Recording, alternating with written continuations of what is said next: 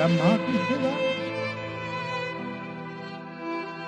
कभी कृपा हो सकती है? बेटा कभी मां पे कृपा नहीं कर सकता।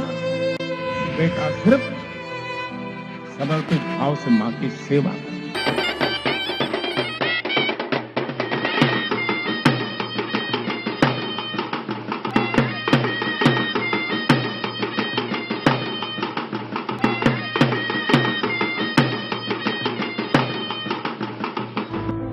जिस वक्त नरेंद्र मोदी बेटियों के लिए समानता की लड़ाई लड़ रहे थे, ठीक उसी वक्त हजारों गर्भवती महिलाओं को सही पोषण न मिलने से उनकी मृत्यु हो रही थी। नरेंद्र मोदी की तो मानो नींद ही उड़ गई। मोदी को पूरा यकीन था कि किसी भी विचार या योजना की कामयाबी आम आदमी की सहभागिता पर निर्भर करती है।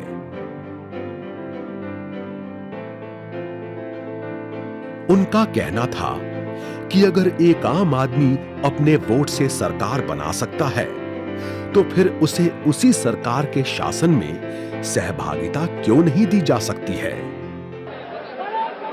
नरेंद्र मोदी ने जल्द ही सभी पंचायत प्रमुखों को बुलाया और खुद भी गांवों का दौरा किया। भाई तमने खबर छे? उन्होंने लोगों को याद दिलाया कि वडनगर जैसे छोटे से शहर में भी बचपन में वो अपने दोस्तों के साथ शीरा बनाया करते थे, जिससे कि सड़कों पर रहने और पलने वाली गर्भवती कुतिया को भी पौष्टिकता दी जा सके। इसका नतीजा ये हुआ कि सिर्फ पंचायतें ही नहीं, बल्कि ग्रामीणों ने भी गर्भवती महिलाओं की सूची बनानी शुरू कर दी और उनके लिए हर दिन 250 ग्राम जरूरी पोषण मुहैया कराना शुरू कर दिया।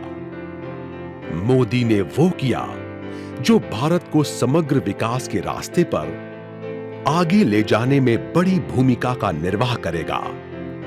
लेकिन इससे भी बढ़कर उन्होंने अपनी संस्कृति को पुनर्जागृत किया और ये दिखाया कि कैसे एक आम नागरिक को देश और समाज के प्रति जिम्मेदार बनाया जा सकता है।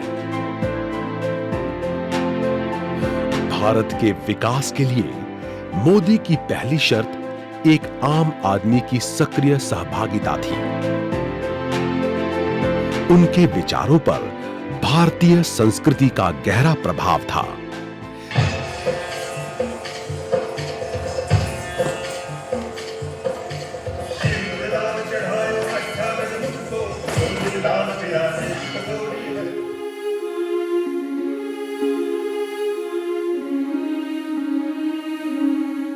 भारतीय जीवन पद्धति के सिद्धांतों के अनुसरण ने जहां चिरंजीवी योजना को सफल बनाया, वहीं स्वामी विवेकानंद के बताए मार्ग पर चलते हुए कन्या कलावनी योजना को कामयाबी मिली।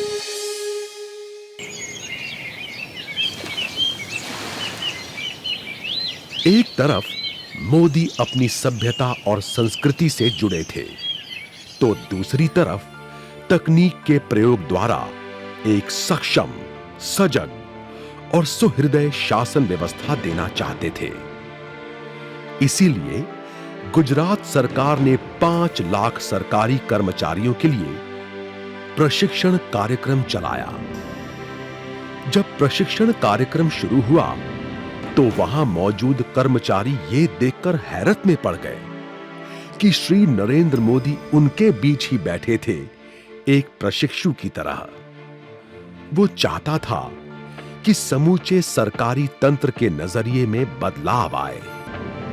उन्होंने नियम, कायदा या कानून बनाकर लोगों को उन्हें मानने को मजबूर नहीं किया, बल्कि वो उन लोगों का हिस्सा बन गए जिन्हें नियमों के मुताबिक काम करना था। सही मायनों में वो मुख्यमंत्री पद की नई परिभाषा गढ़ रहे थे।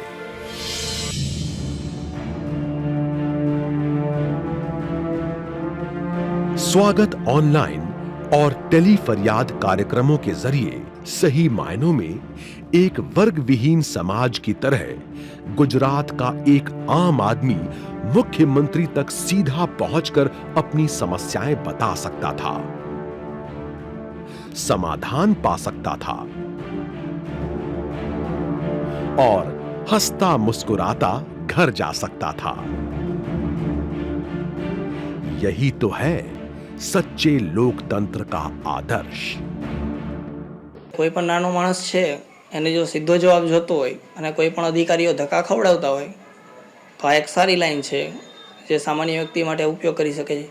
The high-tech quality that he has introduced in the administration and the e-governance model that he has set up for Gujarat just shows his ability to balance the two and demonstrate that modernism and technology are not in conflict with Indian tradition and Indian learning. And so this is something which I think every leader all over the country really needs to follow. We have to remain rooted while taking the best out of other countries. स्वागत online और tele फरियाद ने नागरिक शासन संबंधों में एक नया आयाम जोड़ा। सरकारी अधिकारी ज्यादा जिम्मेदार हुए और समस्याओं के त्वरित निदान के लिए नए मानदंड स्थापित हुए। लेकिन क्या इतना ही काफी था? नहीं। वो देश जो अपने नागरिकों को सही समय पर न्याय नहीं दे पाता, सही मायनों में उसमें एक स्वतंत्र देश की आत्मा और स्थिति नहीं होती।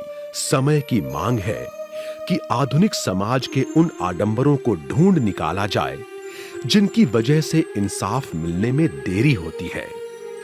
गुजरात ने अदालतों में पड़े लाखों मुकद्दमों को निपटाने के लिए 2006 में संध्या अदालतों की अनोखी पहल की। दिन के 24 घंटों का उपयुक्त रूप में व्यवहार करने का एक नया और आश्चर्यजनक उपाय था। इससे न सिर्फ अदालतों में काम के घंटे बढ़े, बल्कि आम आदमी को ऑफिस छोड़कर कोर्ट के चक्कर काटने की जरूरत खत्म हो गई।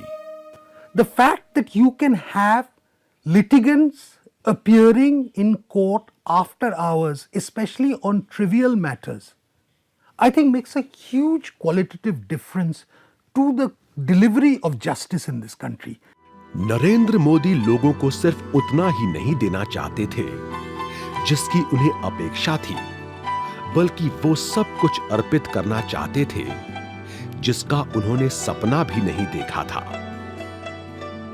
उन्हें एक नई दुनिया के लिए तैयार किया जा रहा था। उन्हें नई प्रथा से परिचित कराया जा रहा था।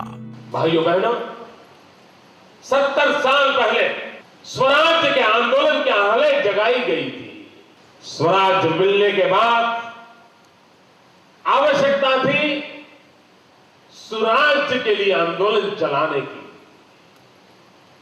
लेकिन देश का दुर्भाग्य रहा कि स्वराज तो मिल गया, लेकिन सुराज्य का आंदोलन नहीं आया। सुराज्य के आंदोलन का प्रारंभ करने के लिए एक नई योजना का शुभारंभ कर रहे हैं।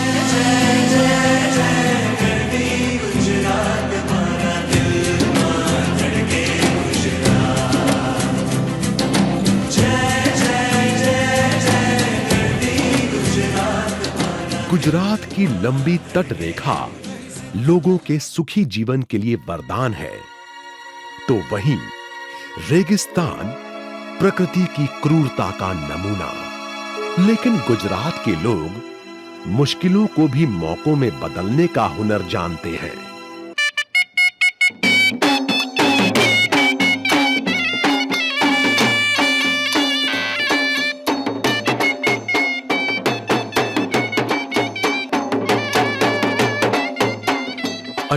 सितंबर 2003 को नरेंद्र मोदी ने वाइब्रेंट गुजरात की शुरुआत की।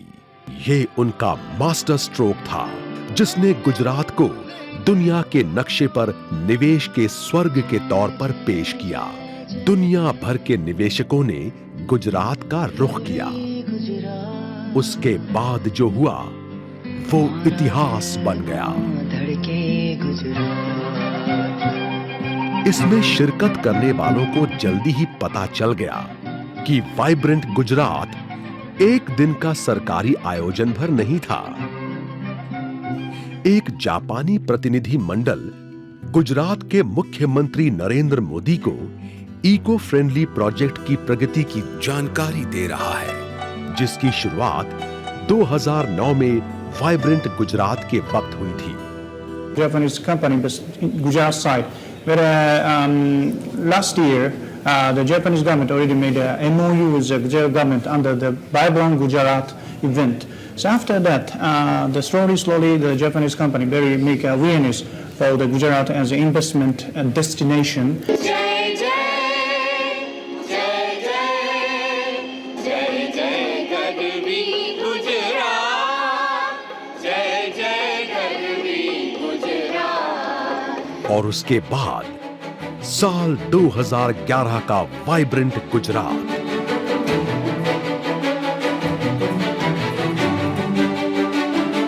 इस साल जो कुछ हुआ वो पहले कभी नहीं हुआ था। मंच पर अमेरिका से आया एक बहुत ही जाना पहचाना चेहरा मौजूद था और ऐसा लगा जैसे मोदी और अमेरिका के रिश्तों को एक नई दिशा मिलने वाली है।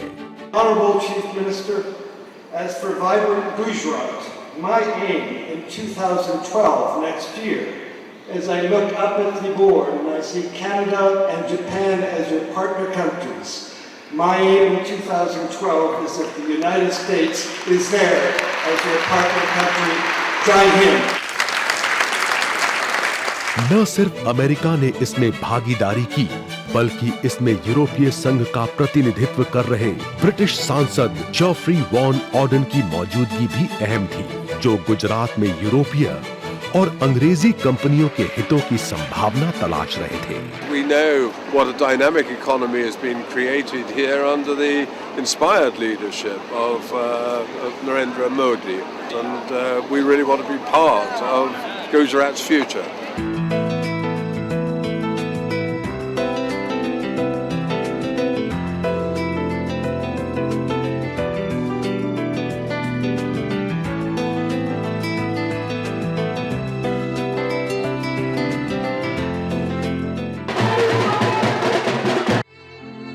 क्या मां की सेवा